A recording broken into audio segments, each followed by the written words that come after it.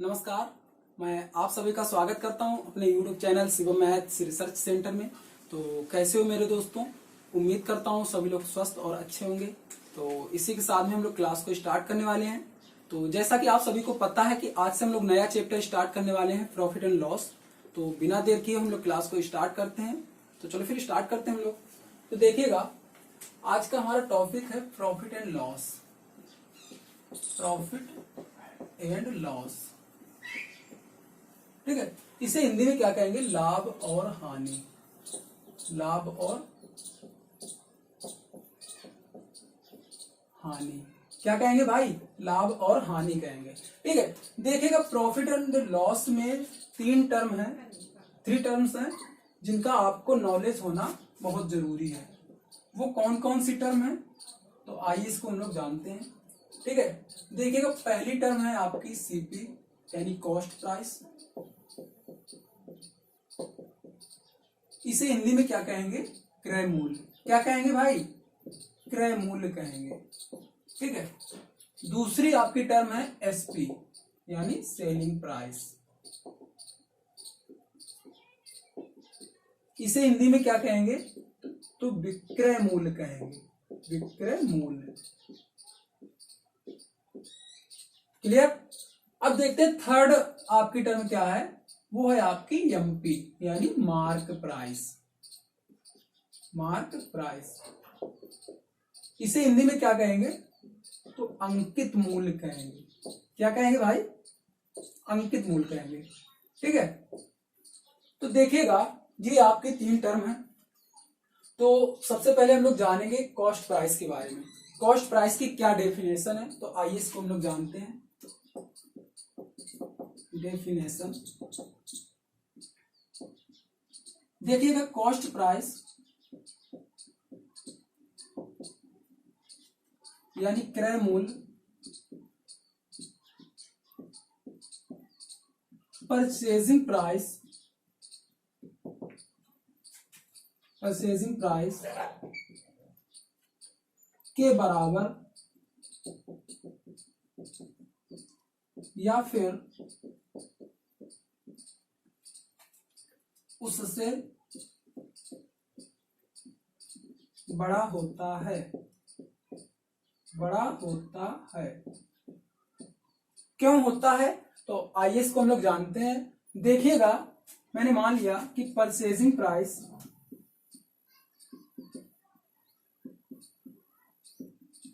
यानी किसी वस्तु का परचेजिंग प्राइस मैंने मान लिया कि 40 रुपए है। क्लियर है मेरे भाइयों? इन हैंड, ठीक है।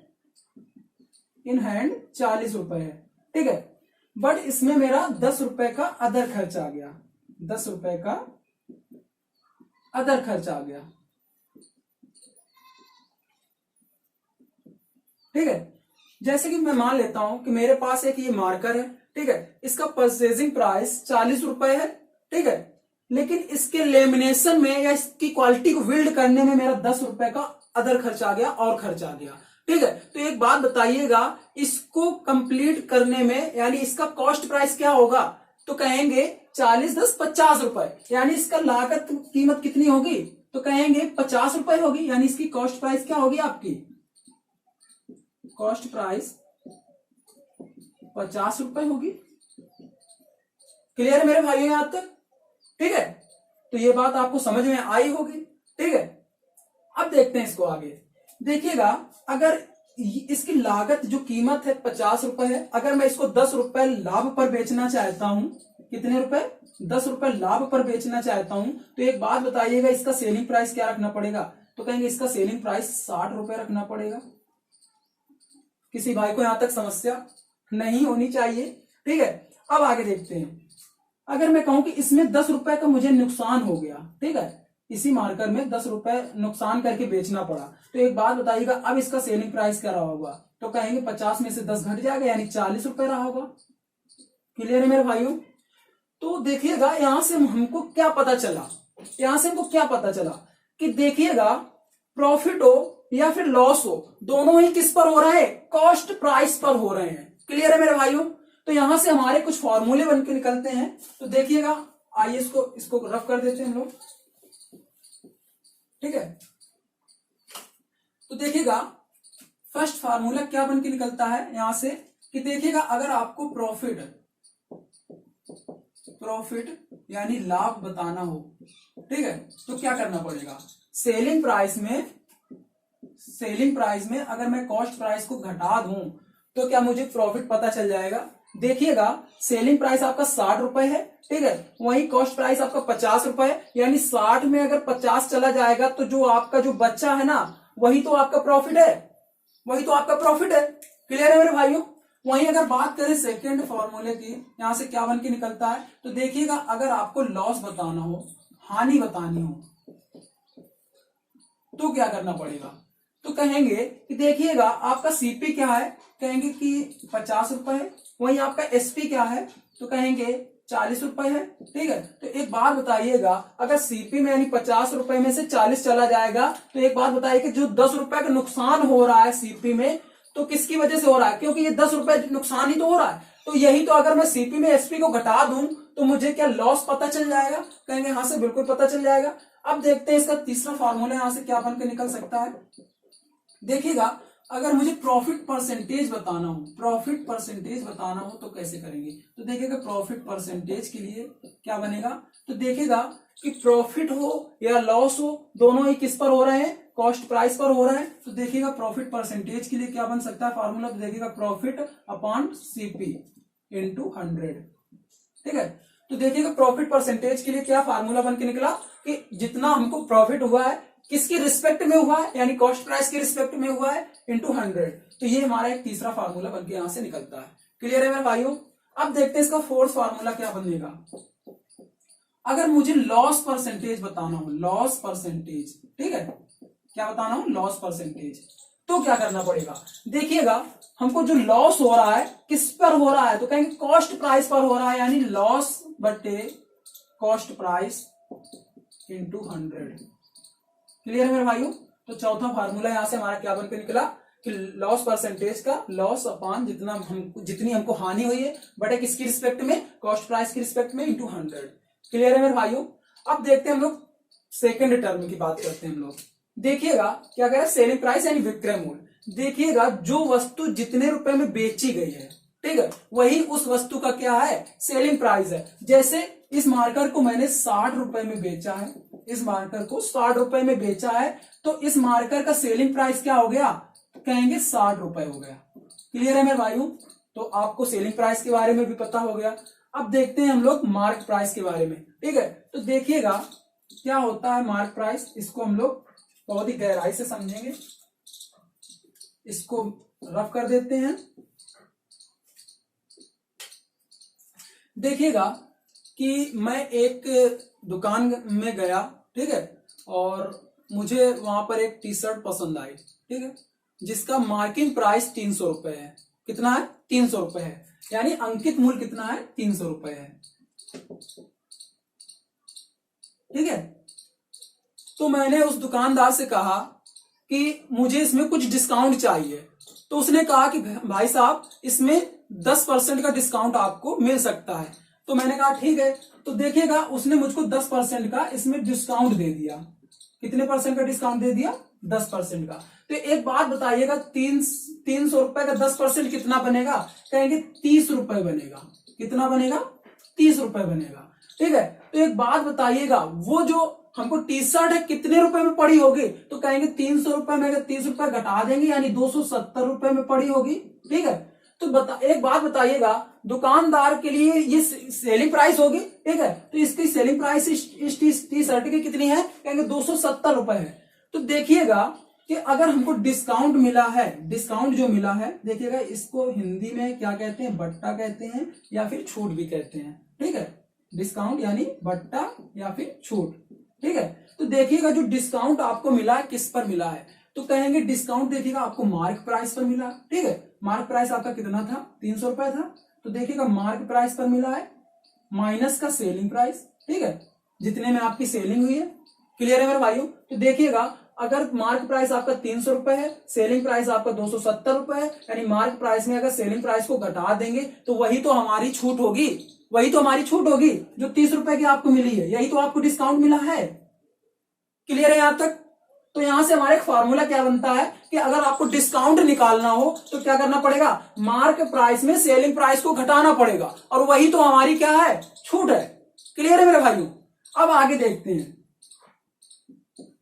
ये आपका फर्स्ट फार्मूला बन चुका है। यहां से देखते हैं इसका सेकंड फार्मूला। अगर आपको डिस्काउंट परसेंट निकालना हो तो क्या करेंगे, डिस्काउंट परसेंट निकालना हो तो क्या करेंगे, तो देखिएगा डिस्काउंट जो हमको मिल रहा है, ठीक है, किसकी रिस्पेक्ट में मिल रहा है, तो कहेंगे मार्क प्राइस की रिस्पेक्ट में मिल रहा है। जो मुझको छूट मिल रही है किस पर मिल रही है, तो कहेंगे मार्क प्राइस पर मिल रही है, ठीक है, इंटू 100।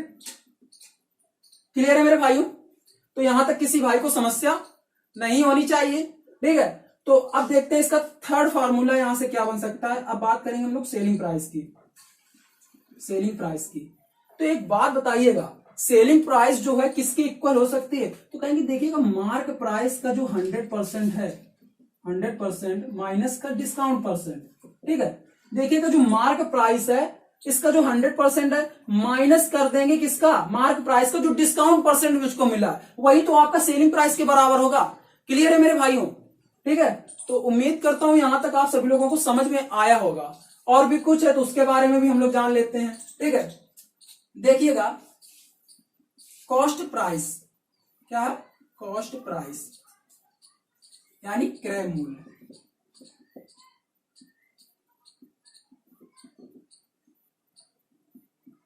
देखिएगा सेलिंग प्राइस यानी विक्रय मूल्य तक किया गया, विक्रय मूल्य तक किया गया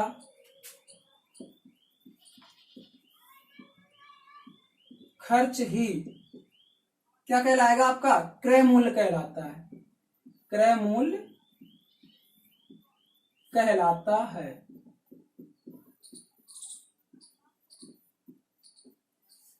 देखिएगा कॉस्ट प्राइस जो है आपका सेलिंग प्राइस यानी विक्रय मूल्य तक किया गया खर्च ही क्या कहलाता है, आपका क्रय मूल्य यानी कॉस्ट प्राइस कहलाता है। क्लियर है मेरे भाइयों। तो देखिएगा यहां से हमारी जो आपकी क्या है कॉस्ट प्राइस क्या निकल कर आएगी, कॉस्ट प्राइस का फॉर्मूला क्या निकल कर आएगा कि अगर मुझे निकालना हो सेलिंग प्राइस, ठीक है, सेलिंग प्राइस क्या होगा, तो देखेंगे कॉस्ट प्राइस का 100%, ठीक है, प्लस का प्रॉफिट परसेंट, ठीक है। सेलिंग प्राइस किसके बराबर होगा, तो कहेंगे कॉस्ट प्राइस का जो 100% है एंड कॉस्ट प्राइस का जो टोटल जो प्रॉफिट हो रहा है उतने का परसेंट, ठीक है। ये बात चल रही है प्रॉफिट की, किसकी चल रही है, प्रॉफिट की। लेकिन अगर वही बात हम करें कि लॉस की, यानी लॉस की, तो क्या होगा सेलिंग प्राइस, तो कहेंगे सेलिंग प्राइस बराबर आपका जो कॉस्ट प्राइस है, ठीक है, 100% माइनस का कॉस्ट प्राइस का लॉस परसेंट, ठीक है, क्योंकि ये बात चल रही लॉस की, ठीक है। यानी सेलिंग प्राइस किसके बराबर होगा, जो कॉस्ट प्राइस का 100% है, हमको लॉस हो या प्रॉफिट हो, दोनों ही किस पर होते हैं, कॉस्ट प्राइस पर होते हैं। तो कॉस्ट प्राइस का 100%, अगर मैं कॉस्ट प्राइस के 100% में अगर कॉस्ट प्राइस जो बचा है उसका जो अगर मैं लॉस परसेंट घटा दूं तो वही तो आपका सेलिंग प्राइस होगा। क्लियर है मेरे भाई। तो देखिएगा यहां से कॉस्ट प्राइस की वैल्यू निकालिएगा, सीपी की वैल्यू, तो सीपी बराबर क्या हो जाएगा, एसपी अपॉन 100% प्लस का प्रॉफिट परसेंट, ठीक है। तो सीपी की यहां से वैल्यू क्या निकल कर आ चुकी है आपकी, एसपी अपॉन 100% प्लस का प्रॉफिट परसेंट। लेकिन देखिएगा यहां से हम एमपी की बात करेंगे, एमपी की अगर वैल्यू निकालनी हो तो क्या करेंगे, एसपी अपॉन 100% माइनस का डिस्काउंट परसेंट, ठीक है। तो देखिएगा अगर मुझे निकालना हो कि कॉस्ट प्राइस और मार्क प्राइस का रेशियो निकालना हो, ठीक है, तो कैसे निकालेंगे इसका, तो इसको हम लोग समझते हैं, ठीक है। इसको मैं रफ कर देता हूं, किसी भाई को यहां तक समस्या नहीं होनी चाहिए, ठीक है। तो देखिएगा हमारा कॉस्ट प्राइस की वैल्यू क्या निकली है, ये आप यहां से समझिएगा सही से। देखिएगा कॉस्ट प्राइस बट्टे मार्क प्राइस की वैल्यू क्या बनेगी, तो देखिएगा कॉस्ट प्राइस की वैल्यू हमने क्या निकाली है, सेलिंग प्राइस बट्टे 100% प्लस का प्रॉफिट परसेंट, ठीक है, बटे मार्क प्राइस की वैल्यू क्या है आपकी, कहेंगे सेलिंग प्राइस बटे 100% माइनस का डिस्काउंट परसेंट, ठीक है। तो देखिएगा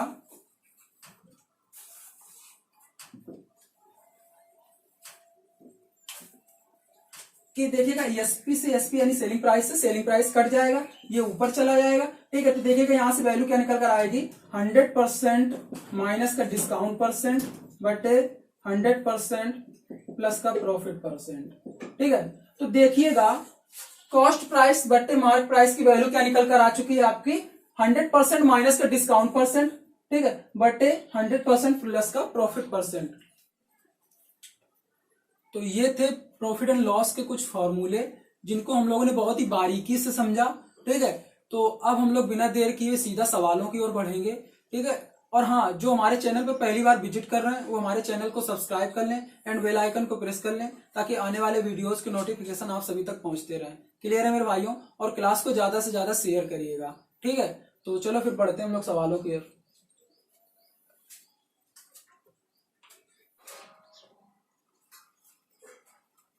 मेरे दोस्तों सवाल को पढ़िएगा, देखिएगा सवाल में क्या कह रहा है कि एक वस्तु को रुपए 1470 में बेचने पर विक्रेता को 16 से 2/3% का लाभ होता है, तो वस्तु का क्रय मूल्य क्या होगा।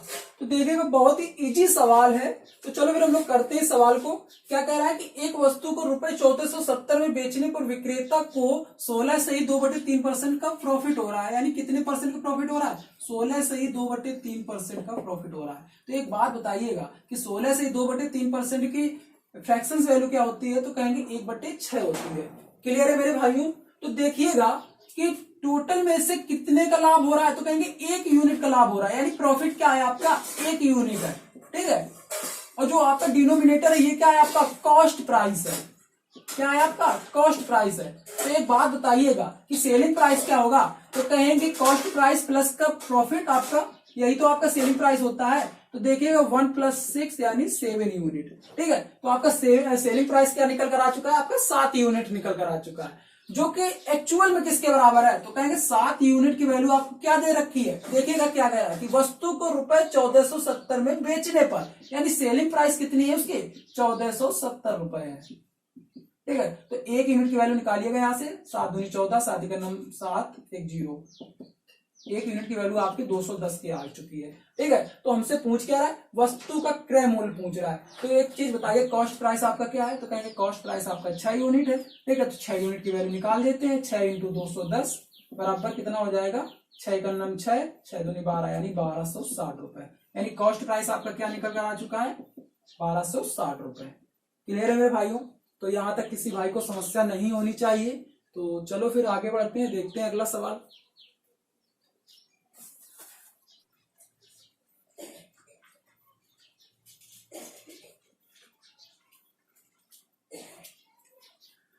मेरे दोस्तों सवाल को पढ़िएगा।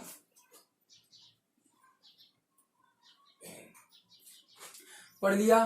तो चलो फिर करते हैं हम लोग इस सवाल का मेकअप। तो देखिएगा सवाल में क्या कर रहा है कि एक व्यक्ति अपना सामान 8 से ही 1/3% लाभ पर बेचता है। यदि वस्तु का विक्रय मूल्य ₹65,780 है तब क्रय मूल्य ज्ञात कीजिए। तो देखिएगा ये भी बहुत ही इजी सवाल है।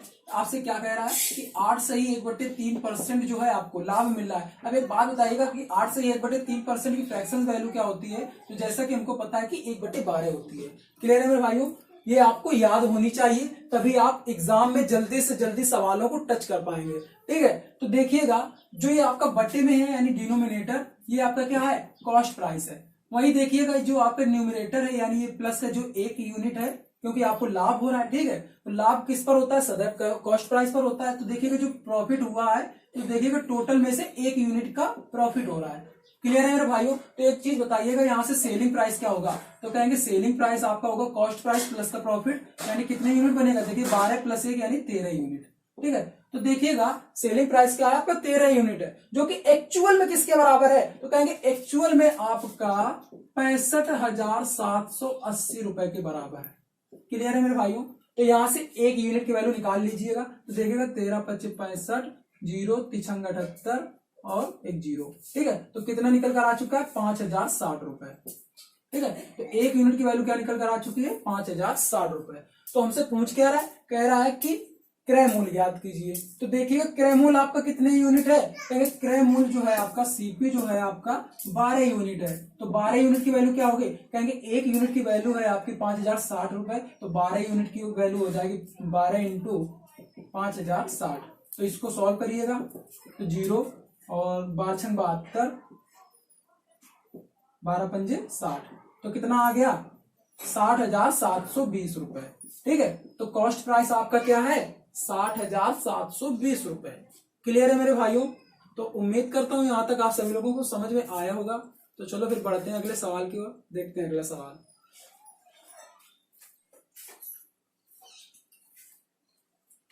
मेरे दोस्तों सवाल को पढ़िएगा, देखिएगा सवाल में क्या कह रहा है। एक दुकानदार किसी वस्तु को विक्रय मूल्य के 16 से 2/3% लाभ पर बेचता है। दुकानदार का वास्तविक लाभ प्रतिशत ज्ञात कीजिए।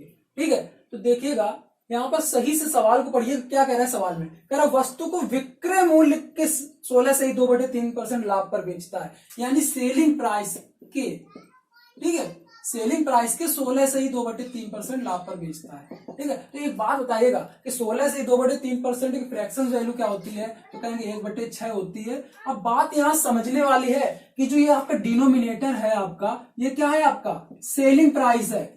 यहाँ पर गलती मत कर देना कि यहाँ पर कॉस्ट प्राइस इसको मतलब समझने लगना, क्योंकि उसने क्या कहा है सवाल में? उसने कहा है कि विक्रय मूल्य के 16 से 2/3% लाभ पर बेचता है। अब देखिएगा जो ये आपका है, ठीक है, ये क्या है? आपका प्रॉफिट है। ठीक है, अब एक बात बताइएगा कि एक्चुअल में जो हमारा प्रॉफिट होता है वो किस पर होता है? कहेंगे कॉस्ट प्राइस पर होता है। तो देखिएगा कॉस्ट प्राइस जो है आपका, ये इसमें घटाना पड़ेगा। ठीक है, तो 1/5 ये आपका क्या आ चुका है? ये एक्चुअल में आपका कॉस्ट प्राइस आ चुका है। वही जो आपका ये है, ये आपका प्रॉफिट है। क्लियर है मेरे भाइयों? तो देखिएगा हमसे पूछ क्या रहा है सवाल है, कह रहा है दुकानदार का वास्तविक लाभ प्रतिशत ज्ञात कीजिए। तो देखिएगा 1/5। अब देखिएगा जो 1/5 है यही तो हमको प्रॉफिट हो रहा है, और 1/5 की जो फ्रैक्शंस वैल्यू है इसको परसेंट में हम कितना लिख सकते हैं? तो कहेंगे 20% लिख सकते हैं। ठीक है, तो हमको 20% का लाभ हो रहा है, यानी दुकानदार को वास्तविक लाभ कितना है? 20% का है। क्लियर है मेरे भाइयों? तो चलो फिर आगे बढ़ते हैं, देखते हैं अगला सवाल। मेरे मित्रों सवाल को पढ़िएगा, देखिएगा सवाल में क्या कह रहा है कि एक व्यक्ति किसी वस्तु को विक्रय मूल्य की 25% हानि पर बेचता है, तो व्यक्ति की वास्तविक हानि क्या है? ठीक है, अब उसने क्या कहा है? विक्रय मूल्य की 25% हानि पर बेचता है, तो उस व्यक्ति की वास्तविक हानि प्रतिशत ज्ञात कीजिए। तो देखिएगा क्या कह रहा है? सेलिंग प्राइस पर गणना करा रहा है। सेलिंग प्राइस पर गणना करा रहा है, कितने? 25% की हानि हो रही है। तो एक बात बताइए कि 25% की फ्रैक्शन वैल्यू क्या होती है? तो कहेंगे 1/4 होती है। यानी अब यहाँ पर समझने वाली बात यह है कि जो ये डिनोमिनेटर में है ये क्या है? आपका सेलिंग प्राइस है। वहीं आपकी जो हानि हो रही है, यानी टोटल में से कितने की हानि हो रही? 1 यूनिट की हानि हो रही है, यानी लॉस क्या हो रहा है आपको? यही तो हो रहा है, 1 यूनिट का। ठीक है, तो एक बात बताइएगा कि सेलिंग अगर लॉस हो रहा है तो इसका मतलब ये जुड़ेगा। ठीक है, तो कितना बन जाएगा? -1/5। ठीक है, तो आपका कॉस्ट प्राइस क्या होगा? कॉस्ट प्राइस आपका 5 यूनिट हो जाएगा, क्योंकि हम लोग जानते हैं कि कॉस्ट लॉस हो या फिर प्रॉफिट हो, दोनों ही किस पर होते हैं? कॉस्ट प्राइस पर होते हैं। ठीक है, तो देखिएगा कॉस्ट प्राइस पर लॉस हुआ होगा 1 यूनिट का, तो वही तो हमने इसमें ऐड किया है। क्लियर है मेरे भाइयों? तो देखिएगा अब जैसा कि हम लोग जानते हैं कि 1 यूनिट जो है ये आपका क्या होगा? लॉस होगा। ठीक है, तो एक बात बताइएगा, -1/5 जो आपकी फ्रैक्शंस वैल्यू निकल कर आई है, इसको परसेंट में कितना लिख सकते हैं? तो कहेंगे माइनस, यानी 20%। ठीक है, तो माइनस का अर्थ यह है कि उसको हानि हो रही, कितने परसेंट की? 20% की। क्लियर है मेरे भाइयों? तो चलो बढ़ते हैं अगले सवाल की ओर, देखते हैं अगला सवाल।